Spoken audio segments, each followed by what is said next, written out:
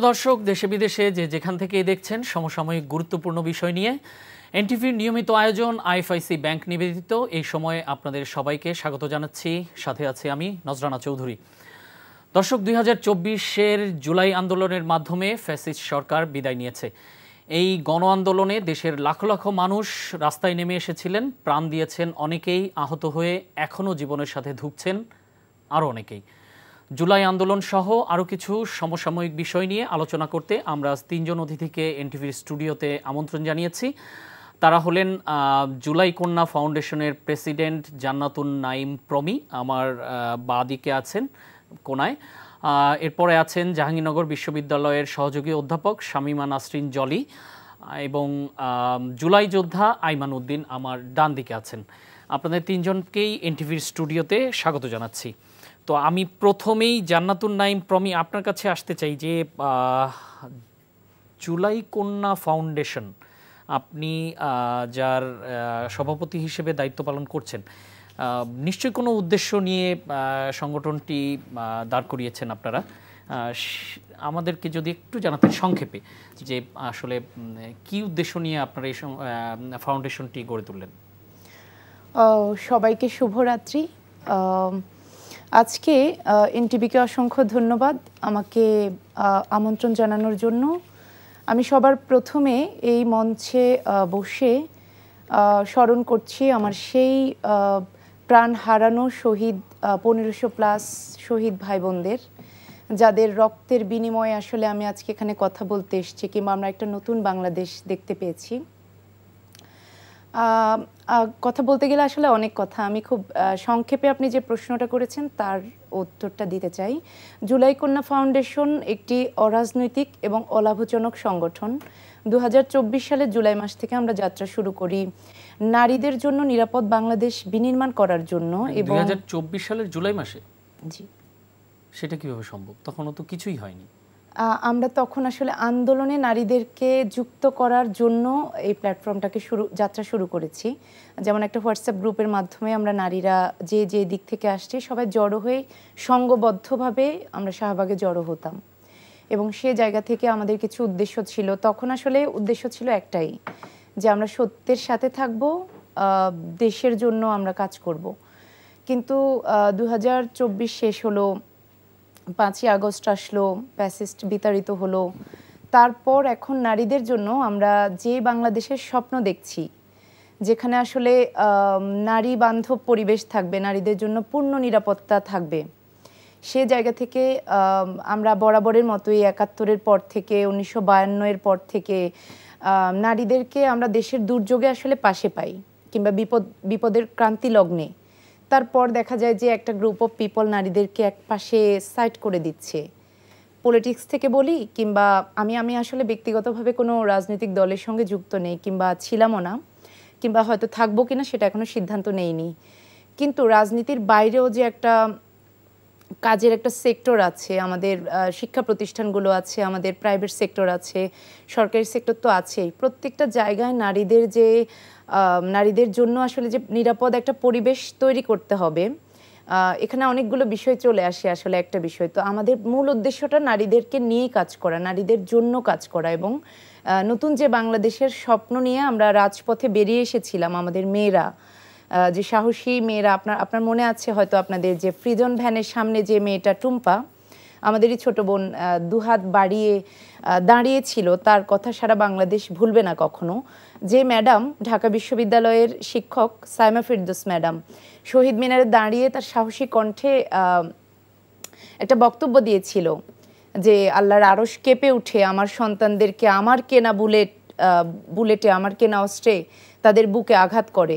এই ধরনের একটা বক্তব্য সারা দেশের সমস্ত সচেতন মহল, অভিভাবকদেরকে রাস্তায় বের করে নিয়ে এসেছিল। এবং আমরা ভুলে যাইনি সেই বোনটির কথা, যাকে আসলে ছাত্রলীগ যখন মেরেছিল, তন্নি, ঢাকা বিশ্ববিদ্যালয়ের, সে কুঁজো হয়েছিল। এভাবে একটা ছবি সারা পৃথিবীতে মানুষকে কাঁদিয়েছিল, সেই ছবিটা রক্তমাখা।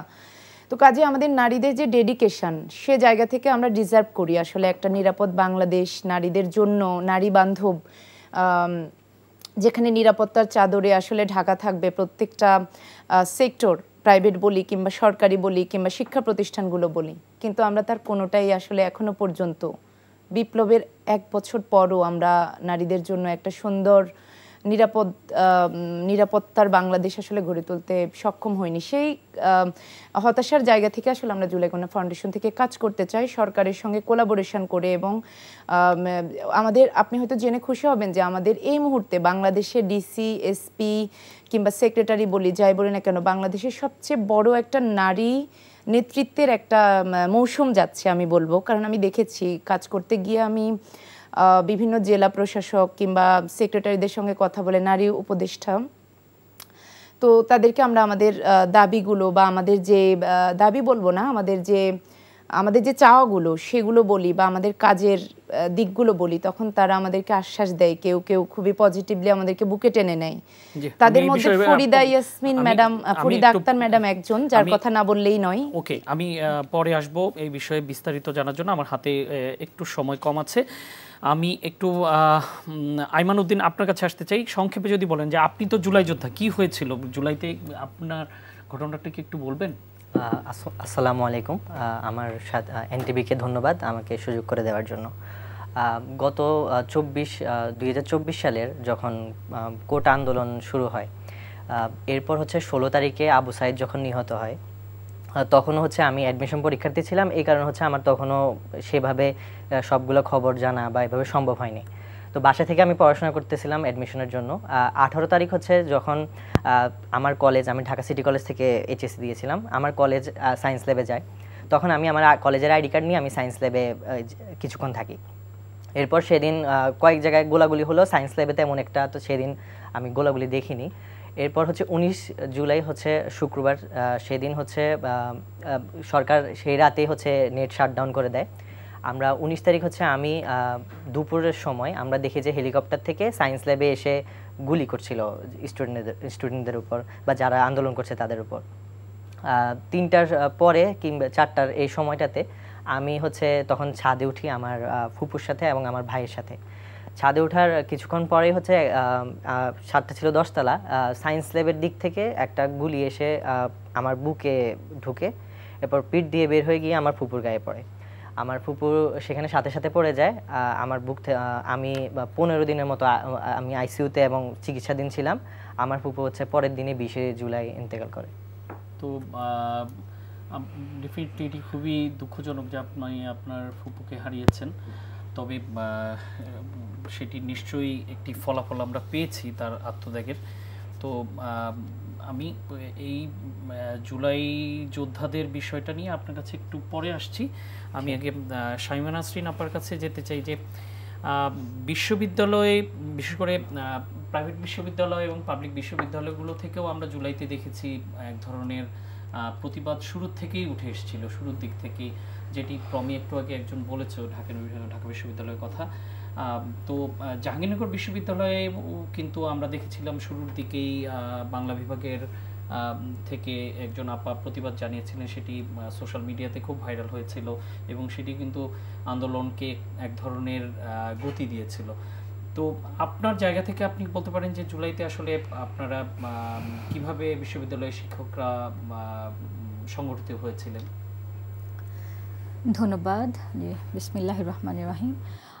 আমাদের আসলে যখন জুলাইয়ের স্টুডেন্টরা যখন কোটা বিরোধী আন্দোলন করছিল, তখন আমাদের শিক্ষকদেরও একটা কর্মবিরতি চলছিল, একটা মানে অন্য একটা বিষয়ে শিক্ষকদের। তো হঠাৎ করেই 14 তারিখ রাত, 14 জুলাই রাত আমাদের রবীন্দ্রনাথ ঠাকুর হলে সর্বপ্রথম আর কি একটা স্লোগান আসে। আমাদের এই ছাত্র, প্রিয় ছাত্র, সে তুমি কে আমি কে রাজাকার রাজাকার বলে একটা স্লোগান দেয়। তারপর শুরু হয় তার উপর অকথ্য নির্যাতন। প্রায় 5 ঘন্টা তারা সন্ত্রাসী ছাত্রলীগের হাতে তারা থাকে, বন্দী থাকে। সেখান থেকেই আসলে স্টুডেন্টদের প্রথম মুভমেন্টটা শুরু হয় এবং রাত 1টার দিকে ওরা তখন সব স্টুডেন্টরা এসে তাদেরকে রক্ষা করে এবং সেই রাতেই প্রথম ছাত্রলীগ আমাদের জাহাঙ্গীরনগর থেকে বিতাড়িত হয়। এটা ছিল জাহাঙ্গীরনগরের প্রথম স্টেপ। তারপর তার ধরে 15 তারিখ পরের দিনও ছাত্রলীগ সেটার অবশ্যই সেটার প্রেক্ষিতেই তারাই করে কিন্তু আমরা মানে শিক্ষকরা বুঝতে পারিনি অ্যাকচুয়ালি, সত্যি কথা যেটা। 15 তারিখ বিকেলে একটা ঘটনা ঘটে, আবার 15 তারিখ রাতে ভিসি বাসভবনে, যেটা সবাই জানে, বাংলাদেশের সবাই দেখেছে, সেখানে বহিরাগত অনেক স্টুডেন্টরা জাস্ট শান্তিপূর্ণভাবেই ভিসি স্যারের কাছে এসেছিলেন। তারপর তারা যখন দেখে যে অনেক রামদা এবং অনেক বহিরাগত মোটরসাইকেল দিয়ে এসে হেলমেট পরে তারা ভিসির বাসভবনের একটা মাঠ আছে ওখানে জড়ো করে রেখেছে, এটা দেখে ভয় পেয়ে ওরা ভিসির ভবনে ঢুকে পড়েছে। তো আমরা কিছু শিক্ষক এরকম চিৎকার চেঁচামেচি শুনে, আমরা যারা আশেপাশে বসবাস করি তারা গিয়েছি। যাওয়ার পরে ভাবলাম যে হয়তো ভিসির বাসভবনে আছে, সবচেয়ে নিরাপদ একটা জায়গা, ওদের কিছুই হবে না। কিন্তু দেখা গেল যে তারা দরজা ভেঙে, মানে ভিসির গেট ভেঙে আমাদের সাধারণ ছাত্রছাত্রীদের উপরে মানে খুবই নির্যাতন করে। সেখান থেকে আসলে আমাদের স্টুডেন্টরা পরে হল থেকে তাদেরকে ডেকে এনে ওই ছাত্রলীগ বা বহিরাগত তাদেরকে বিতাড়িত করে। তারপরে 17 জুলাই যেটা হচ্ছে খুবই ন্যাক্কারজনকভাবে পুলিশ এনে, প্রশাসন, আমাদের যে আগে প্রশাসন, পুলিশ এনে আমাদেরকে, ছাত্রদেরকে খুব মানে আহত করে। এর শিক্ষকদের কথা যদি বলতে চাই, শিক্ষকরা ছাত্রদের আন্দোলনে যারা ছিলেন তারা মানে কোনো দলমত নির্বিশেষে এসেছেন, সত্যি কথা যেটা দলমত নির্বিশেষেই তারা ছাত্রছাত্রীদেরকে যারা একদম ফিল করেছেন তারা এসেছেন। এবং একজন টিচারের কথা বললেন বাংলা বিভাগের, উনি যখন আমরা প্রায় মানে আন্দোলন মিলিয়ে যাচ্ছিল বা কোনো আশার আলো দেখতে পাচ্ছিলাম না, তখন বাংলা বিভাগের যে অধ্যাপক আমাদের শামিমা ম্যাডাম, উনি বঙ্গবন্ধুর শেখ হাসিনার ছবি নামিয়ে ফেললেন এবং বললেন যে যার হাতে আমার সন্তানের রক্ত তার ছবি আমি রাখবো না। সেখান থেকে কিন্তু আমরা আবারও উজ্জীবিত হই। এই যে মানে সর্বক্ষেত্রেই যদি আপনারা একটু বিশ্লেষণ করেন, দেখবেন নারীদের সবসময় একটা বীরত্বের একটা ভূমিকা থাকে। এটা আমি সবসময় যে কোনো আন্দোলনে, জাহাঙ্গীরনগরে বিশেষ করে যে কোনো আন্দোলনে যখন নারীরা এসেছে, আমাদের নারী শিক্ষার্থীরা এগিয়ে এসেছে, সেই আন্দোলনটা অনেক বেশি বেগবান হয়ে গেছে। আমি একটু আইমানের কাছে আসতে চাই। আপনি যেহেতু জুলাই যোদ্ধা এবং আপনার পরিবারের একজন শহীদ হয়েছেন, তো এই যে মুক্তিযোদ্ধা মন্ত্রণালয় থেকে সরকারিভাবে যেই ক্ষতিপূরণ দেওয়া হয়েছে বা এক ধরনের ভাতা দেওয়ার ব্যবস্থা করা হয়েছে সরকারের পক্ষ থেকে, সেটির বিষয়ে সেটি কি আপনারা পেয়েছেন বা পাচ্ছেন? আমাদেরটা এখনো শুরু হয়নি। আমরা কাগজপত্র জমা দেওয়া বা আবেদনের ইয়াটা করেছি, কিন্তু এখনো হচ্ছে এটা হোল্ড হয়ে আছে। কি জন্য হোল্ড হয়েছে? কারণ বেশিরভাগ লোকজনই কিন্তু পেয়ে গেছে অনেক আগেই। আমরা যখন যোগাযোগ করেছিলাম তখন আমাদেরকে বলা হয়েছে যে প্রথমে বলা হয়েছিল যে মানে আমাদের নিজ জেলায় যোগাযোগ করার জন্য। নিজ জেলায় যোগাযোগ করার পরে বলতেছে এটা ঢাকা থেকে ইয়া করে দেওয়া আছে, আমাদেরকে বলতেছে যে আরও কিছু সময় ধৈর্য ধরার জন্য। কিন্তু এক্সাক্ট আমরা বলতে পারছি না যে কেন এটা দেরি হচ্ছে। আপনারা কি যোগাযোগ করেছিলেন? হ্যাঁ, আমরা যোগাযোগ করেছি। কোথায় যোগাযোগ করেছি? জুলাই অধিদপ্তরে যোগাযোগ করেছি, নোয়াখালীতে আমাদের ডিসি যেখানে আছে ওইখানেও যোগাযোগ করেছি, কিন্তু কোনো মানে এক্সাক্ট কারণটা আমরা এখনো আসলে জানতে পারছি না। তো খুবই দুঃখজনক বিষয়। তো আমরা নিশ্চয়ই অনুষ্ঠান যদি সরকারের পক্ষ থেকে কেউ দেখে থাকেন, নিশ্চয়ই এই বিষয়ে ব্যবস্থা নেবেন যে একজন জুলাই যোদ্ধা এবং তিনি তার পরিবারের সদস্যকে হারিয়েছেন, তারা এখনও এই বিষয়ে ক্ষতিপূরণ পাননি। বা আপনি তো গেজেটভুক্ত বোধ হয়? হ্যাঁ, আমি নতুন গেজেটে আহতটাতে নতুনটাতে আসছি, আর আমার ফুপু আগের গেজেটে প্রথম গেজেটে নাম আসছে। তারপরও পাননি না? এটি খুবই দুঃখজনক এবং পাশাপাশি হতাশাজনকও। তো আমরা আশা করি যে খুব দ্রুত আপনার বিষয়ে হয়তো সরকার ব্যবস্থা নেবে। তো আমি একটু প্রমির কাছে আসতে চাই। আপনি আমাদেরকে একটু বলবেন, তখন আমি সময় সংক্ষেপের জন্য আসলে আপনাকে জিজ্ঞাসা করতে পারিনি যে জুলাই কন্যা ফাউন্ডেশন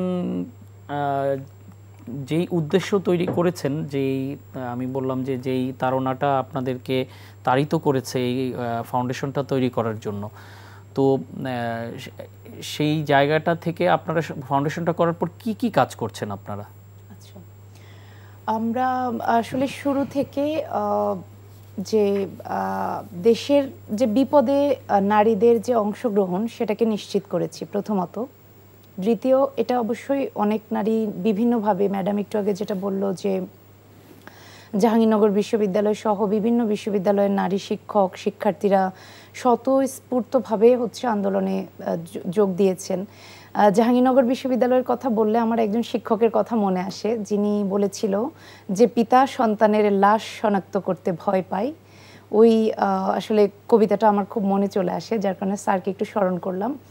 আর আমাদের কাজ এ পর্যন্ত আসলে আমরা 5ই আগস্টের পরে যে কিছুদিন আগে আপনাদের এনটিভি বা অন্যান্য টিভি থেকেও প্রতিনিধিরা ছিলেন, আমরা কেআইবিতে কৃষিবিদ ইনস্টিটিউটে একটা প্রোগ্রাম আয়োজন করেছি, যেখানে আমাদের সারা দেশের 64 জেলার মফস্বল থেকে একেবারে মানে যারা শুধু সবসময় টেলিভিশনের পর্দায় আসে কিংবা মানে মিডিয়াতে কথা বলে, তাদের বাইরে বেরিয়ে যারা আড়ালে ছিল সত্যিকারের ডেডিকেটেড উইমেন, বিভিন্ন শ্রেণী পেশার, শুধু শিক্ষার্থী না, কারণ জুলাই বিপ্লবটা আসলে শুধু শিক্ষার্থীদের ছিল না, একটা সময় সেটার বিস্ফোরণ হয়ে সেটা পুরো গণমানুষের আন্দোলনে রূপ নেয়। সেখানে পেশাজীবী ছিল, শ্রমজীবী ছিল, এমনকি ফুটপাতের, আপনার মনে আছে মিরপুর গোল চত্বরে আমি নিজেই প্রত্যক্ষভাবে নেতৃত্বের জায়গা থেকে ছিলাম জুলাই বিপ্লবে, যার কারণে নারীদের বিষয়গুলো আমি খুব ভালোভাবে অবজারভেশনে রেখেছিলাম। একজন বয়স্ক নানির বয়স, ওই নানি হচ্ছে পুলিশদেরকে গিয়ে অকথ্য ভাষায় বিভিন্নভাবে তার প্রতিবাদের ভাষা জানাচ্ছিলেন যে আমার সন্তানদেরকে, আমার ছাত্রদেরকে নিরপরাধে কেন গুলি করছো তোমরা, এভাবে বলতেছিল। কিন্তু আমরা ওনাকে রিচ করতে পারিনি। এরকম অসংখ্য নারী আসলে আড়ালে থেকে গেছে, যারা আমাদের আন্দোলনের চালিকা শক্তি ছিল কিংবা একটা শক্তি জুগিয়েছিল। কাজী নজরুল যেভাবে বলেছিলেন যে কোনো কালে একা হয়নি কো জয়ী পুরুষের তরবারি, প্রেরণা দিয়েছে, শক্তি দিয়েছে বিজয়ী লক্ষ্মী নারী। তারা যে বাঙালি নারীরা যে লক্ষ্মী, তারা বরাবরের মতোই সেটা প্রমাণ করে আসছে। আমরা সেই সমস্ত লক্ষ্মী জুলাই কন্যাদেরকে নিয়ে একটা প্রোগ্রাম আয়োজন করেছি, যেখানে আমরা আসলে 100 জন নারীকে সম্মানিত করতে পেরেছি। সেখানে আমাদের সরকারি মহল থেকে বেশ কয়েকজন ব্যক্তি যুক্ত ছিলেন, সেক্রেটারি থেকে শুরু করে নারী অ্যাডভাইজার। তারা আমাদেরকে আশ্বাস দিয়েছেন তারা আমাদের সঙ্গে আগামীতেও থাকবেন। এটার উদ্দেশ্য আসলে অনেকে বলছেন যে একটা ট্রফি হাতে ধরিয়ে দিয়েছেন কাজ শেষ, তা না। এটার উদ্দেশ্যটা ছিল আসলে নারীদেরকে রিকগনাইজ করা, কারণ জুলাই বিপ্লবের পরে আপনারা সবাই হয়তো দর্শকরা জানতে পারবে যে জুলাই কন্যারা কেন হারিয়ে যাচ্ছে। তাদেরকে তো রিকগনাইজ করা হচ্ছে না, উল্টা আরও সাইবার বুলিং করা হচ্ছে, বিভিন্নভাবে বিপদের দিকে ঠেলে দেওয়া হচ্ছে, বিভিন্নভাবে হিজাব, বোরকা, কিংবা আমি যদি একটু ভিন্ন দিকে যাই, আমার প্রসঙ্গ থেকে বের হয়ে, যে জুলাই বিপ্লবের সময় আমার যে বোনটা হিজাব করতো না, সিঁথিতে সিঁদুর ছিল, সেই বোনটাও আমাদের সাথে এসে দাঁড়িয়েছিল, আমি নিজের চোখে দেখেছি। তাহলে সেও তো আমাদের অংশীদার, সেও তো আমাদের সহযোদ্ধা। তারপর যে বোনটা বোরকা পরে, হিজাব পরে, নিকাব পরে এসেছিল, সেও তো আমাদের অংশীদার। আমরা কাউকে ছোট করতে পারবো না, কাউকে অসম্মান করতে পারবো না, কাউকে মাইনাস করতে পারবো না। কাজে এখন কেন জুলাই বিপ্লবের পর বিভিন্নভাবে এই যে ডাকসু ইলেকশনের কথা যদি বলি একটু, সেখানে বামের, অনেকে বলছে বাম, অনেকে বলছে শিবির, বিভিন্ন ট্যাগ দেওয়া হচ্ছে। আমি বলবো আসলে সবাই আমরা বাঙালি। প্রথমে ধর্ম এবং বর্ণের বাইরে গিয়ে আমি একটু চিন্তা করতে চাই যে জুলাই বিপ্লবটা যেমন, দেশটা যেমন কারো বাপের না, জুলাই বিপ্লবটাও কারো একার না। কাজেই প্রত্যেকটা শ্রেণী পেশার, ধর্মের, বর্ণের মানুষ এখানে যুক্ত ছিল, নারীরা যুক্ত ছিল। তাহলে আমি কেন এখন হিজাব, বোরকা পরা নারীদেরকে আমি এক্স্যাক্টলি বিভাজনটা করা মানেই আমার জুলাই বিপ্লবটাকে প্রশ্নবিদ্ধ করা, এবং আমাদের জুলাই বিপ্লবটাকে আসলে ছিনতাই করে ফেলার একটা কুচক্রী মহল একটা অভিযান চালাচ্ছে। আমি জানি না এখানে আমাদের দেশপ্রেমের যে জায়গাটা, সেটা আসলে নষ্ট হয়ে যাবে এইভাবে আমরা কাজ করতে থাকলে। আজকে আমাদের ম্যাডাম আমাদের সাথে এসছেন, এরকম অসংখ্য জায়গায় কথা বলতে গিয়ে বিভিন্ন চ্যানেলেও আমি নিজে এর ভুক্তভোগী। আমি আসলে একটা সময় হিজাবের জন্য অনেক জায়গায় আমাকে ছোট করা হয়েছে কিংবা অসম্মান করা হয়েছে। আমি এখন তাদের স্পেসিফিক নাম বলবো না, আমি আসলে আমার শত্রুর প্রতিও সম্মান রাখতে চাই। কাজেই এই ধরনের বিষয়গুলো যখন বাংলাদেশ থেকে দূর হবে, তখনই আমাদের নারীরা স্বাচ্ছন্দ্য বোধ করবে। এবং যেমন ৭১-এ মুক্তিযুদ্ধকে ধরেন একটি গোষ্ঠী তাদের নিজেদের স্বার্থে ব্যবহার করার চেষ্টা করে গেছে এবং করেছে সব সময়, ঠিক আছে, এখনো করছে। তো ঠিক একই রকমভাবে 24কেও কি এরকম একটা গোষ্ঠী নিজেদের মতো করে কুক্ষিগত করার একটা চেষ্টা করে যাচ্ছে, এরকম একটা অভিযোগ আছে, তো আপনি কি সেটা মনে করেন যে সেরকম একটা চেষ্টা আছে? সেই চেষ্টা চলমান, কিন্তু সেই চেষ্টা আসলে কতখানি সফল হবে সেটা দেখার বিষয়। সফল হবে না, কারণ আমাদের জেন জেডের মধ্যে যেই শক্তিটা একবার দেওয়া হয়েছে বা তারা একবার যে সাহসটা অর্জন করেছে, তাদের বুকের রক্ত রাজপথে লেপে দিয়ে তারা যেই সাহসটা সঞ্চয় করেছে, এটা আসলে এত সহজে বিলীন হয়ে যাবার মতো নয়। জি, ধন্যবাদ। আমি একটু শামীমা আপা আপনার কাছে আসতে চাই যে এই যে সরকার 11টি কমিশন গঠন করলো, আমরা সবাই জানি, তো সেটির মধ্যে একটি নারী সংস্কার কমিশনও ছিল, এবং সেই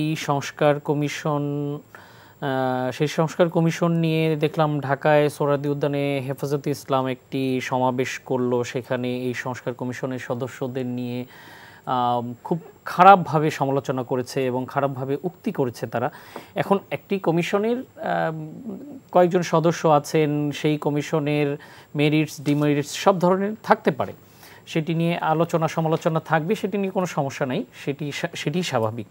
কিন্তু যেভাবে ওই কমিশনের সব সদস্যদের নিয়ে যেভাবে ওইখানে প্রতিক্রিয়া জানানো হলো, এবং একই সাথে দেখলাম যে জুলাই আন্দোলনের নেতৃত্বে যারা ছিলেন তারা একটি রাজনৈতিক দল গঠন করেছেন, সেই দলটির পক্ষ থেকেও সেই সমাবেশে গিয়ে সংহতি জানানো হলো। তো কি মনে করেন যে এই নারীর প্রতি এরকম আক্রমণ করো, শুধুমাত্র নারী সংস্কার কমিশনের উপর আক্রমণ হয়েছে সেই সমাবেশে, অন্য কোনো বাকি 10টা কমিশন নিয়ে কোনো কথাই হয়নি, তো আপনার কি মনে হয় যে কেন এই নারীর প্রতি বিদ্বেষটা কেন আসছে এই ধরনের একটি সংগঠনের পক্ষ থেকে? এটার কারণ তো আসলে বহুমাত্রিক। নারী আসলে কোনোভাবেই সেফ হচ্ছে না। এটা কেন হচ্ছে না? ধরেন আপনি বলছেন যে নারী কমিশনের শুধু একটা নির্দিষ্ট গোষ্ঠী, বলতে চাচ্ছেন যে হেফাজতে ইসলাম তারা ওই মোল্লা হুজুর টাইপ এবং যারা ওটা তারা বামপন্থী এরকম বলতে চাচ্ছেন, কিন্তু তাদের কাছে কিন্তু আমি যে হিজাব নিকাবধারী আমিও কিন্তু তাদের কাছে অনেক সময় সেফ না, তারা কিন্তু আমাকে নিয়েও বলছে। তো এই কদিন আগেই তো একটি সেমিনার মতো হলো, সেখানে বললো যে নারীর মূল কাজ হলো সন্তান উৎপাদন করা এবং সংসার সামলানো।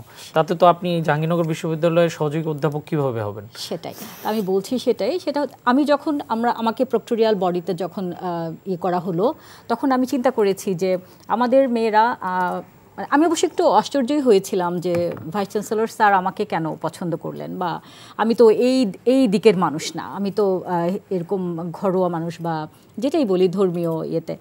তো যখন আমরা প্রথম 31st নাইটে আমাদের একটা দেওয়া হয়, যে একটা কাজ দেওয়া হয়, ওই রাতটাতে একটু সাধারণত ঝামেলা তৈরি হয়। তখন আমাদের রাস্তায় নেমে আমাদের প্রক্টোরিয়াল টিম পুরোটা কথা, বিভিন্ন গাড়ি আটকানো বা যে ফায়ারিং বা ক্যাম্পিং করা, ওইটা বন্ধ ছিল।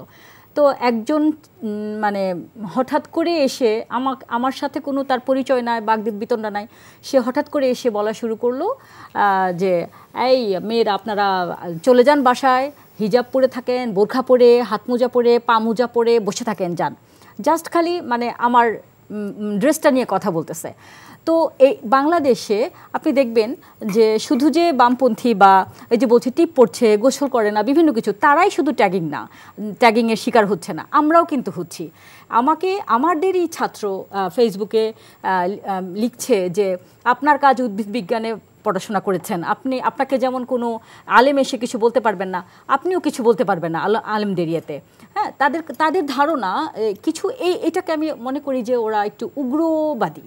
ইসলামে উগ্রবাদিতা কতটুকু আছে আমি জানি না, তবে আমি সবসময় দেখেছি মধ্যম পন্থা অবলম্বন করতে হয় এবং ধর্ম নিয়ে সেটা বাড়াবাড়ি করা যায় না। তো এখন মেয়েদেরকে যেটা বলা হচ্ছে, আপনার আশা করি আপনার উত্তরটা পেয়ে গেছেন, যে শুধু যে ওদেরকেই করছে তা না, সব মেয়েরাই কিন্তু হেনস্থার শিকার হয়। এবং সাইবার বুলিং যেটাও বললো, সাইবার বুলিংটা প্রচুর হয়। আমাকে মনেও আছে মেসেঞ্জারে দিয়েছে, আপনার কাজ শিক্ষকতা করা, আপনি কেন এই ইসলাম নিয়ে কথা বলবেন, বা ধর্মীয় যেই নীতিগুলো, এগুলো মেয়েদের বিষয় কি আছে। সেদিন একজন আলেম বললেন যে মেয়েদের কাজ শুধু, হ্যাঁ এটা হচ্ছে একটা প্রায়োরিটি হচ্ছে প্রথম এবং ফার্স্ট অব্লিগেশন হচ্ছে মেয়েদের তাদের, আপনি যত কিছুই বলেন না কেন, ছেলেরা তো আর বাচ্চা পালন করতে পারবেও না এবং ধারণও করতে পারবে না, এটা সত্য কথা। হ্যাঁ, আর ইসলামিক আইন যদি দেশে থাকে তো মেয়েদের বাইরে বের হতে হয় না।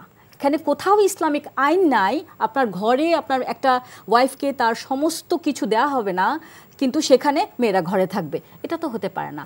আর যদি কোনো মেয়ে সমস্ত দায়িত্ব পালন শেষে সে যদি চায় যে ক্যারিয়ার গঠন করতে, ইসলাম নেভার প্রোহিবিট ক্যারিয়ার, এটা আমি পাইনি। আমি বিগত কয়েক বছর যাবতই আমি কয়েকটা আয়াত নিয়ে আমি অনেক স্টাডি করছি এবং হাদিস নিয়েও স্টাডি করছি। আপনি শুধু দেখেন একজনের নাম বলবো, শুধু একজনের নাম, আপনার শিফা বিনতে আব্দুল্লাহ, তার কথাই বলবো। উনি নবীজির আমল থেকে উমর রাদিয়াল্লাহু তাআলা আনহুর সময় পর্যন্ত উনি বেঁচে ছিলেন। ইসলামের প্রথম যুগে 17 জন শিক্ষিত লেখাপড়া জানা মানুষ ছিলেন, তার মধ্যে 5 জন নারী। উনি ফার্স্ট শিক্ষিকা ছিলেন, নারী শিক্ষিকা। এরপর ছিলেন উনি চিকিৎসক ছিলেন, উনি ছিলেন মার্কেট অবজারভার, মার্কেটে যা কিছু হবে আইনগতভাবে হচ্ছে কিনা, সঠিকভাবে হচ্ছে কিনা, উমর রাদিয়াল্লাহু তাআলা আনহু তাকে সেই দায়িত্ব অর্পণ করেছিলেন। একজন নারী উনি, ঠিক আছে, উনি ছিলেন ক্যালিগ্রাফার। একটা তুরস্ক থেকে একটা ফিমেল ক্যালিগ্রাফার্স পাস্ট অ্যান্ড প্রেজেন্ট একটা বইয়ে তার নাম উঠে এসেছে। আইনশাস্ত্রে তার দক্ষতা ছিল, হ্যাঁ, এবং রাসূল সাল্লাল্লাহু আলাইহি ওয়াসাল্লাম নিজে গিয়ে তার কাছে বিভিন্ন বিজনেস সম্বন্ধে তার কাছে পরামর্শ নিয়ে আসতেন। তাহলে নারী যদি শুধু ঘরেই থাকবে, তাহলে এই যে এত মানে অর্ধেক আমাদের নারী, অর্ধেকের বেশি নারী, সেই নারীগুলোকে কে তাদেরকে শিক্ষা দিবে? পুরুষরা? সেটা ইন্টারাপ্ট করতে চাই প্লিজ। জি, পবিত্র কোরআনের সূরা তওবার একটা আয়াত আছে, 71 নম্বর আয়াতে আছে, ওয়াল মুমিনুনা ওয়াল মুমিনাতু বাদুহুম আউলিয়াত বাদ। অর্থাৎ নারী এবং পুরুষ, মুমিন নারী এবং মুমিন পুরুষ উভয়কে উভয়ের সাথী বলা হয়েছে। এখন আমরা যদি উভয়কে উভয়ের সহযোদ্ধা না বানিয়ে, মানে সহযোগী না বানিয়ে শত্রু বানিয়ে ফেলি কিংবা প্রতিযোগী বানিয়ে ফেলি, সেখানে একটা প্রশ্ন থেকে যায়। এবং সেই সাথে নারীদের অধিকার নিয়ে কাজ করতে গিয়ে আমরা যদি অধিকারকে হরণ করে ফেলি, সেখানে আরও একটা প্রশ্ন আসে। তারপর আমাদের নারীরা আসলে কি চায় সে বিষয়গুলো, নারী হয়ে যদি নারীদের ফার্স্ট বুঝতে না পারি, তাদের চাওয়াগুলো বুঝতে না পারি, তাদের কষ্টগুলোকে ফিল করতে না পারি হার্ট অ্যান্ড সোল দিয়ে, তাহলে তো আসলে আমরা কতখানি কাজ করতে পারবো, বা কি কাজ করতে পারবো, কি কমিশন গঠন করতে পারবো, আমার আসলে আদৌ জানা নেই। আমি শুধু এটুকু বলে রাখলাম। জি, ধন্যবাদ। আমি একটু আইমানের কাছে আসতে চাই। আপনার পরিচয় তো আমি দিলামই, যে জুলাই যোদ্ধা আপনারা। জুলাইতে তো যেই সংগ্রাম হয়েছিল, যে আন্দোলন হয়েছিল, সেখানে কিন্তু নারী পুরুষ শিশু থেকে বৃদ্ধ পর্যন্ত ধর্ম বর্ণ নির্বিশেষে সবাই কাঁধে কাঁধ মিলিয়েই রাস্তায় নেমে এসেছিল।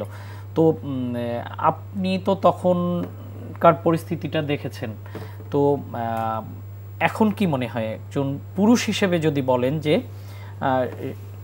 ওই সময়ে নারীদের যেই অবদান ছিল এই জুলাই আন্দোলনে, সেই সামনের দিকেই ছিল, তো সেই জায়গাটায় এখন কি নারীরা ওই জায়গাটায় আছে? নারীদের পার্টিসিপেশন সমাজে আমি শুধুমাত্র শিক্ষা প্রতিষ্ঠানে পড়াশোনা করছে, কর্মক্ষেত্রে কাজ করছে, সেই জায়গাটা বলি নাই, ভয়েসের ক্ষেত্রে, পার্টিসিপেশনের ক্ষেত্রে, সেই জায়গাটায়। আচ্ছা, আমি যদি উইথ ডিউ রেসপেক্ট সবার সাথে মানে রেসপেক্ট রেখে বলতেছি, যদি মানে এভাবে আমার কাছে মনে হয়, যখন আমরা জুলাইয়ের যে মানে বলবো যে এটা নারীরা এরকম করছে, যখন বলবো পুরুষরা এরকম করছে, তখন হচ্ছে যে এটা ভাগ হইতে থাকবে। ব্যাপারটা হচ্ছে যে আসলে এখানে তো অনেক রিকশাওয়ালা ছিল, অনেক শ্রমজীবী ছিল। আপনি যখন একটা পক্ষকে সবাই মিলে করেছি, এখন আপনি যখন একটা পক্ষকে নিয়ে কথা বলতে যাবেন, তখন আরেকজন মনে করবে আমার কথাটা তো বলতেছে না। সেই ক্ষেত্রে হচ্ছে আমার মনে হয় যে এটা এভাবে করা উচিত যে আমরা সকলে মিলে একটা আন্দোলন সংগ্রাম করেছি, এর মধ্যে দিয়ে আমরা একটা চূড়ান্ত বিজয় পেয়েছি। যেমন অনেক ক্ষেত্রে আমি আরেকটা কথা অ্যাড করতে চাই, অনেকে বলে যে মানে জুলাইয়ের সাথে মুক্তিযুদ্ধের সাথে একটা বিরোধিতা করতে চায়। মূলত হচ্ছে আমাদের পূর্বপুরুষরা মুক্তিযুদ্ধ করেছে বলে আমরা আবার জুলাই করেছি।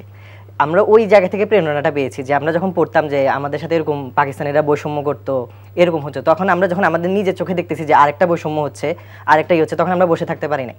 আমরা দেখতাম যে ওই যে পাকিস্তানের সময় হানাদারেরা আমাদের নারীদেরকে নির্যাতন করতো, ইয়ে করতো, সেই একই আমরা যে ঢাকা বিশ্ববিদ্যালয়ে নারীদের উপরে হামলার এই ব্যাপারগুলো দেখেছি। তখন আমাদেরকে এগুলো ট্রিগার করেছে যে যেগুলো আমরা পাকিস্তানিরা করেছে সেটা আমরা মানে এখন আবার দেখতেছি। এই কারণে আমাদের তখন অনেকের তাড়না ছিল, অনেকের ভাই মারা গেছিল, সেই হিসাবে আমরা যখন দেখতেছিলাম যে ছোট আমাদের ভাইরা মারা যাচ্ছে, তখন আসলে অনেকেই বাসায় বসে থাকতে পারেনি।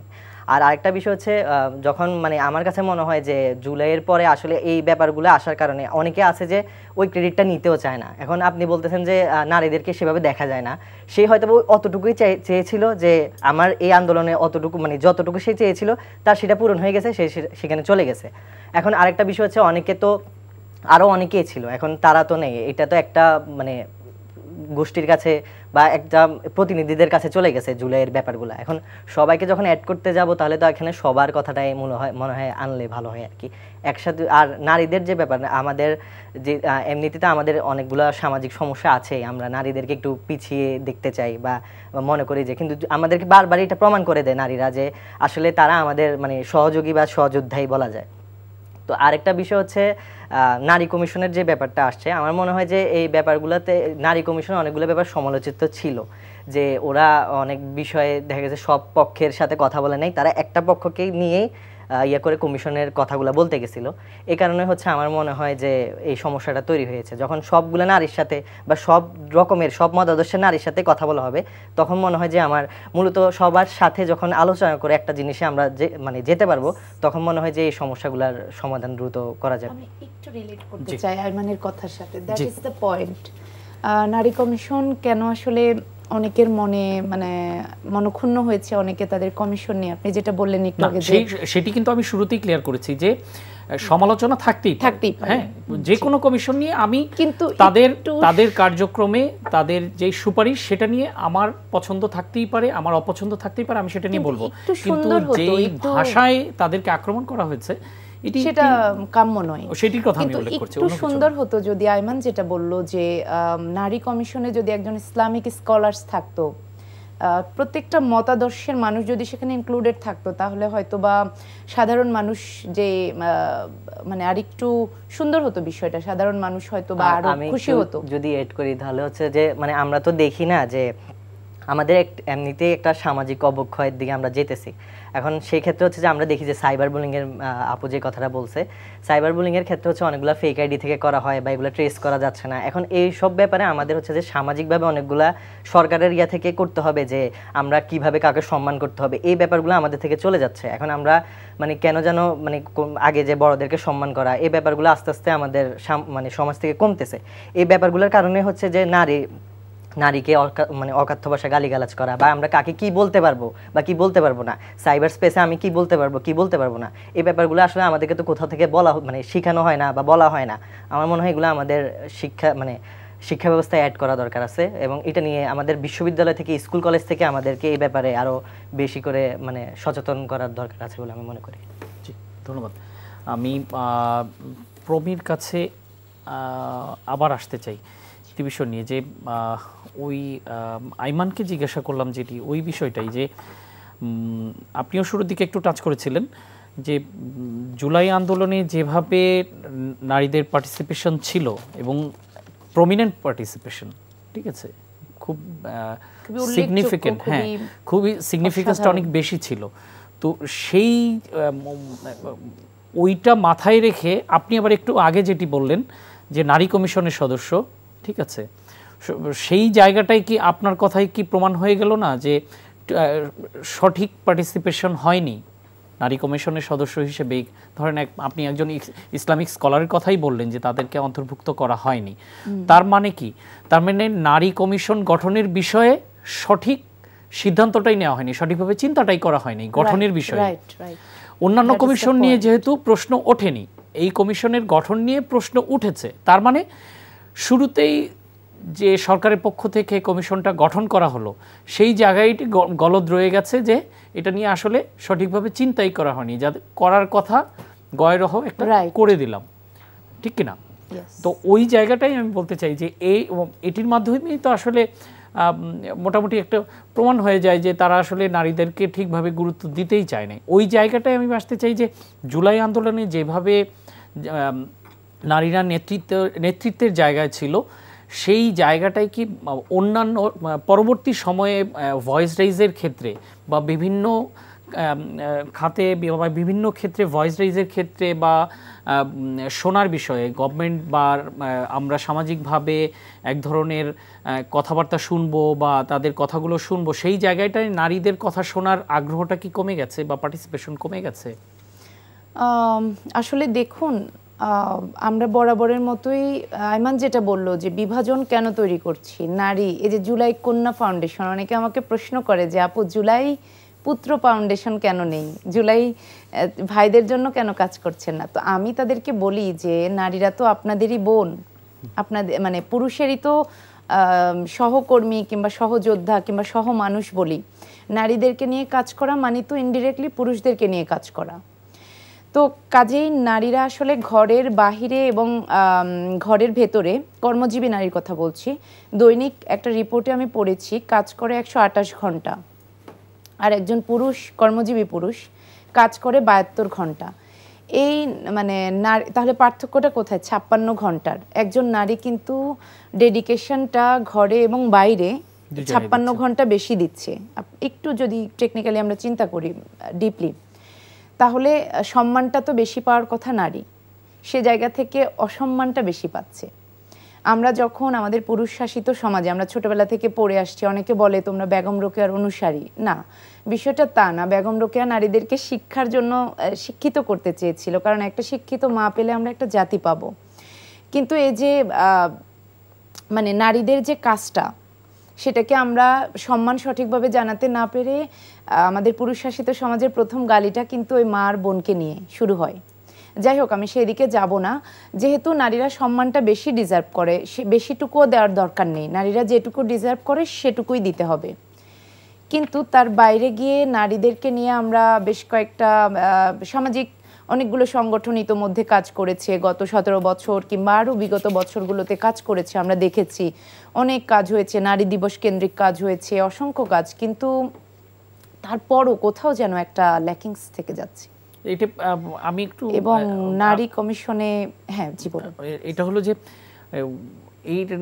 এখানে কি নারীরা নিজেদেরকে সরিয়ে নিচ্ছেন না লুকিয়ে রাখছেন, না তাদেরকে সামনের দিকে আসতে দেওয়া হচ্ছে না? আমরা সবসময় স্বাধীনতার কথা বলি, পোশাকের স্বাধীনতা। একটা বোন যখন, আমি একবারে যদি খোলামেলাভাবে বলি, একটা বোন যখন হিজাব পরে না কিংবা ওড়না ছাড়া চলাফেরা করার অধিকার চাই, সেই বোনটা কিংবা সেই মেন্টালিটির মানুষটাই আবার একটা বোন যখন নিকাব পড়তে চায় তাকে আবার পছন্দ করতে চায় না কেন? আমি এই বেলায় হচ্ছে আমার সঠিক জিনিসটা বুঝে নিচ্ছি স্বাধীনতাটা, তাহলে এটা তো স্বাধীনতা হলো না। আর স্বাধীনতা যে সবসময় পোশাক কেন্দ্রিক হবে সেটাও বিষয় না, স্বাধীনতাটা আমাদের মেধায় থাকবে, জ্ঞানে থাকবে। এখন নারীরা কেন সরে যাচ্ছে? আমার নিজের স্বাধীনতা, আমি তো আপনার স্বাধীনতায় হস্তক্ষেপ করতে পারি না। জি রাইট।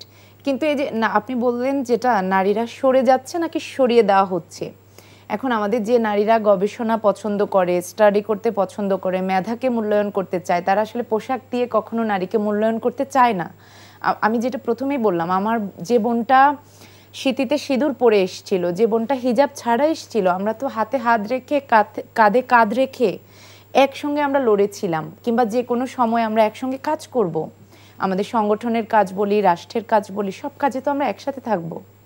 তাহলে কেন আমরা বিভাজনটা করব? কেন সরিয়ে দিব? কেন বিভাজন করব? একে অপরকে গালিগালাজ করব? মোটেও এগুলো কাম্য নয়।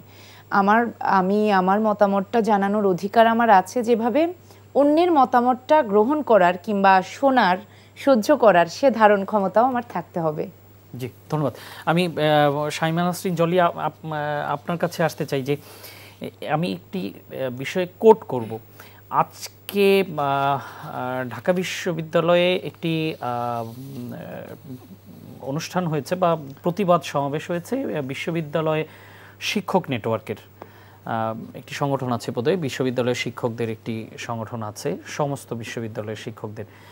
সেখানে ঢাকা বিশ্ববিদ্যালয়ের সমাজবিজ্ঞান বিভাগের অধ্যাপক সামিনা লুৎফা, উনিও জুলাই আন্দোলনের প্রথম দিকে বিশ্ববিদ্যালয়ের শিক্ষকদের মধ্যে যারা প্রতিবাদ জানিয়েছিলেন তাদের মধ্যে অন্যতম। তিনি বাংলাদেশের বর্তমান পরিস্থিতি নিয়ে একটি কথা বলেছেন, উক্তি করেছেন যে এর চেয়ে জঘন্য আইনশৃঙ্খলা পরিস্থিতি উনি আর দেখেননি। তো আপনি যেহেতু বিশ্ববিদ্যালয়ের শিক্ষক, তো উনিও ঢাকা বিশ্ববিদ্যালয়ের শিক্ষক, তো আপনার কাছে জানতে চাই যে একজন নারী হিসেবে বা বিশ্ববিদ্যালয়ের শিক্ষক হিসেবে বর্তমান আইনশৃঙ্খলা পরিস্থিতিকে কিভাবে মূল্যায়ন করবেন? আসলে আমি যদি আমার নিজস্ব ক্যাম্পাসের কথা বলি, আলহামদুলিল্লাহ আমরা ভালো আছি, কিন্তু যদি সার্বিকভাবে দেশের কথা বলি আসলেই খুবই ভয়ঙ্কর অবস্থার দিকে যাচ্ছে। তবে এটা আমি বলবো না যে এর চেয়ে জঘন্য আর হয়নি, এর চেয়েও জঘন্য দেখেছি আমরা। একটা বিপ্লব পরবর্তী অবস্থা সব জায়গায়, যত বিপ্লবই আমাদের ঘটেছে পৃথিবীতে, ইতিহাস ঘাটলে দেখা যায় যে বিপ্লব পরবর্তী একটা ম্যাসাকার হয়। সেখান থেকে এখন দেশের বিষয়টা আসলে এইভাবে, যেমন আজকে দেখলাম চিটাগং বিশ্ববিদ্যালয়ে সেখানে পুলিশ কোনো কাজ করছে না, পুলিশ কাজ করছে না, এর পিছনে পরশুদিন গণ অধিকার পরিষদের সভাপতি সেখান থেকে শুরু হলো। হ্যাঁ, তারপর আপনার সব বিশ্ববিদ্যালয়ে শুরু হয়েছে ঝামেলা। পুলিশ কেন আসছে না? এটা আমরা প্রথম থেকেই, যেহেতু প্রক্টরিয়াল বডিতে আছি, প্রথম থেকেই দেখছি আমাদের যে কোনো কাজে যখন আমরা পুলিশকে ডাকছি তারা 1 ঘন্টা 2 ঘন্টার কমে তারা আসছে না। তো যেমন আমাদের প্রথম যখন জয়েন করি আমরা ইয়েতে, তখন একটা হত্যাকাণ্ড ঘটে আমাদের বিশ্ববিদ্যালয়ে, আপনারা মনে হয় জানেন, শামীম মোল্লা নামে একজন প্রাক্তন ছাত্রলীগ কর্মী। তো তখনও আমাদের পুলিশ আসতে 2 ঘন্টা বা 3 ঘন্টা লাগিয়ে দিয়েছিলেন। পুলিশ কেন আসছে না? সরকার, আমি মনে করি যে সরকার এখানে পুলিশকে কাজে লাগাতে সম্পূর্ণ ব্যর্থ হচ্ছেন, কারণ পুলিশকে কাজে লাগাতে হবে। আর বিশ্বের উন্নত দেশগুলোতেও আমরা যখন গিয়েছি দেখি যে পুলিশ তার নিজস্ব কায়দায় মানে অ্যাকশন নেয়। সেখানে যত আইন শৃঙ্খলা যত কঠিন তত তার নাগরিকটা নিরাপদ। তো আমাদের দেশের পুলিশের যে অবস্থাটা হয়েছে, তাদেরকে আবার ভালোভাবে তাদের দেখা যায় যে অনেকের মিথ্যা মামলাও আছে অনেকের। হ্যাঁ, সেটাও আমি আমার কাছে অনেকে বলেছে যে হয়তো তারা সরকারের কাজ নির্দেশ পালন করতে গিয়েছে, কিন্তু সেখানে তারা কোনো অন্যায় করেনি, তারপরও তারা অনেকে ষড়যন্ত্রের শিকার হয়ে হয়তো বা এখন মামলা হয়ে বা পলাতক বা করে আছে। তো এইভাবে করলে কিন্তু পুলিশ কাজ করবে না। পুলিশকে আমরা জানি কিছু পুলিশ খুব খারাপ করেছে, সেটা আমরা নিজের চোখেই দেখেছি। তো একজনের জন্য তো পুরো বাহিনীটাকে যদি আমরা মানে কয়েকজনের জন্য যদি দোষ দিয়ে দিই, তখন আমাদের দেশের এই আইন শৃঙ্খলাকে এই যে কন্ট্রোল করা খুব মুশকিল হয়ে যাচ্ছে। এটা সত্য যে খুবই খারাপ অবস্থা, সার্বিক অবস্থা দেশের। জি, ধন্যবাদ। আমি একটু আইমানের কাছে আসতে চাই যে আপনি একটি বিষয়টি টাচ করেছিলেন। তো ওই যে ৭১কে রিপ্লেস করার একটা কথা বা অভিযোগ কিন্তু বাজারে আছে, ২৪ দিয়ে রিপ্লেস করে, এবং আমি বিভিন্ন রাজনৈতিক নেতৃবৃন্দের মুখ থেকেও এই ধরনের কথাবার্তা শুনেছি। বিশেষ করে বিএনপির শীর্ষ পর্যায়ের অনেক নেতাই এই অভিযোগটা করেছেন। তো এটি কি ওই ৭১-এর দোকান একজন দিয়ে দিয়েছে, ২৪-এর দোকানটা আরেকজন নিবে, এরকম কি কোনো চেষ্টা চলছে? আপনার কি মনে হয়, বা সেরকম কি হওয়া উচিত, বা আপনি কি মনে করেন? ৭১টা তো ছিল আমাদের একটা মুক্তিযুদ্ধ, যার মাধ্যমে আমরা একটা স্বাধীন দেশ পেয়েছি। আর ২৪-এর এটা ছিল আমাদের একটা বৈষম্যহীন সমাজে আমরা যখন বৈষম্যের শিকার হয়েছি, তখন মানে অন্যায়ের প্রতিবাদ করতে গিয়ে একটা অভ্যুত্থান হয়েছে। আসলে ৭১কে আর মানে ২৪-কে আসলে করাই, এই প্রশ্নটাই আসলে অমূলক প্রশ্ন, যে এই কম্পেয়ার করা বা এই প্রশ্নটাই করা আসলে অভিযোগটা আসছে বলে আমি বলেছি। আমাদের সমাজে তো অনেক রাজনীতিবিদদের কাছ থেকে আমাদের সমাজে অনেক রকমের কথা থাকে। আসলে রাজনীতিবিদ যার মানে যেভাবে বলতেছে, তাহলে উনি কার কথা বলতেছে উনি স্পষ্ট করা দরকার, কে এটা করতেছে। আমি আসলে ওইরকম কাউকে দেখি নাই যে কেউ 71-কে ইয়ে করতেছে। আমরা তো ধরেন ওই যে জেনজির যে জেনারেশন, তা আমরা কিভাবে ওই যে 71-কে ইয়ে করার মানে ইয়ে করবো, আমরা তো নতুন জেনারেশনের লোকজন, তাহলে এখানে এই ইয়াটাই আসে না যে আমরা পক্ষে বিপক্ষে। ওই যে ওই যুদ্ধটা হওয়ার পর একটা দেশ হয়েছে, দুঃখজনকভাবে ওই দেশের 54-50 বছর পরে আমাদের আরেকটা অভ্যুত্থান করতে হয়েছে, যেটার জন্য মানে এটা আসলে খুবই দুঃখজনক যে আমাদের আসলে কথা হওয়া উচিত এগুলা, যে একটা যুদ্ধের পরে কেন আমরা এরকম পরিস্থিতিতে গেছি। আবার কি মানে আমাদের আসলে মানে একটা যুদ্ধ হয়েছে, অন্যান্য দেশ যখন আমাদের সেম মানে অন্যান্য দেশ যারা 50 বছর পরে কোন কোন জায়গায় আছে, আমরা আসলে ওইসব দেখা দরকার। কিন্তু আমরা এখন ওই যে ওই বিভাজনে আছি যে 71, 24 বা 71-এ কে ছিল ইয়া ছিল। আর আরেকটা বিষয় আমি এখানে বলতে চাই যে ম্যাম একটা কথা বলছে আইন শৃঙ্খলার কথা, বা আসলে আমরা তো যে দাবি যেগুলো চাচ্ছি এগুলো তো সরকারের কাছে যাচ্ছি। এখন আমাদের কাছে মনে হচ্ছে যে সরকারও আরেকজন সরকারের কাছে যাচ্ছে। যেমন কিছু ব্যাপারে দেখলাম যে ওনারা ওই যে কিছুদিন আগে একটা নূর ভাইয়ের উপর একটা হামলা হয়েছে, তো সেখানে সরকারের পক্ষ থেকে নিন্দা জানানো হচ্ছে, জানানো হচ্ছে। এখন ওনারা আসলে কার কাছে তাহলে দাবি জানাচ্ছে? ওনাদেরকে তো বসানোই হয়েছে যে আমাদের অভিভাবক হিসাবে, এখন ওনারা অভিভাবকের জায়গায় ওনারা আরেকজনের কাছে হ্যাঁ ইয়া করতেছে, সেম ইয়াটা হচ্ছে। আরেকটা বিষয় হচ্ছে যে প্রত্যেকটা জিনিসের যখন অনেক রকমের মত পার্থক্য থাকে, অনেক কিছু থাকে, কিন্তু যখন আমরা একটা জিনিসে বৃহত্তর কিছু স্বার্থের জন্য আমরা ইয়ে করতে যাব, তখন আমাদের অনেকগুলো স্বার্থ স্যাক্রিফাইস করতে হবে সবার, তাহলে গিয়ে আমরা একটা মিউচুয়ালে পৌঁছাতে পারবো। কিন্তু আমরা দেখছি যে মানে সবাই সবার স্বার্থ নিয়ে মানে ব্যস্ত হয়ে গেছে। এই কারণে আমাদের মানে এটা খুবই হতাশাজনক বা দুর্ভাগ্যজনক যে বারবার আমরা আমাদের রক্ত দিতে হইতেছে, আবার কিছু হইলে আমাদের রাস্তায় নেমে আন্দোলন করতে হইতেছে। এটা খুবই আসলে ইভেন বুয়েটের সবচেয়ে বড় ভুক্তভোগী তো আপনি এখন পর্যন্ত। জুলাই যে পিছনে টেনে নিয়ে যাচ্ছে কেন? যাতে আমরা সামনে এগোতে না পারি, আর শুধু পিছনে নিয়ে যাওয়া হচ্ছে। একটা কুচক্রী মহল, ষড়যন্ত্রকারী, তারা আসলে 71-এরও শত্রু, 24-এরও শত্রু। তাদেরকে আমি দেশপ্রেমিক বলবো না, ওই যে দেশের শত্রু বলবো। আমি প্রমির কাছে একটি বিষয় নিয়ে আসতে চাই। এই যে 24-এর যে গণ অভ্যুত্থান, সেই গণ অভ্যুত্থানের মাধ্যমে ফ্যাসিস্ট সরকার বিদায় হলো, যে সরকারটি 16 বছর ধরে বাংলাদেশে রাষ্ট্র ক্ষমতায় জাঁকিয়ে বসেছিল। তো সেই একটা বড় শক্তিকে যখন বিদায় করলো যেই আন্দোলনের মাধ্যমে, সেই আন্দোলনে যারা নেতৃত্ব দিয়েছিলেন বা নেতৃত্বের জায়গায় ছিলেন, তারা একটি রাজনৈতিক দল করলেন, এবং সেই দলের ভেতরেও কিন্তু নারীদেরকে এক ধরনের অবমাননার একটা অভিযোগ এসছে, কয়েকটা অভিযোগ এসছে, আপনি জানেন বোধহয় নিশ্চয়ই। তো আপনি এই জায়গাটা একটু মূল্যায়ন করবেন যে যারা এই আন্দোলনের নেতৃত্ব দিল, এত বড় আন্দোলনে তারা একটি সংগঠন করলো, সেই সংগঠনের ভেতরে নারীদেরকে অবমাননা করার ঘটনা ঘটছে, তাহলে জাতি আসলে কি মেসেজ পাচ্ছে এর মাধ্যমে? আসলে দেখুন, আপনি যেটা বললেন যে এত বড় একটা জুলাই বিপ্লব, আসলে জুলাই নিয়ে বলতে গেলে তো বুকের ভেতর আসলে দারুণ ঝড়, বুক পেতেছি গুলিকর, বিষয়টা ওই স্লোগানটার কথা মনে পড়ে যায়।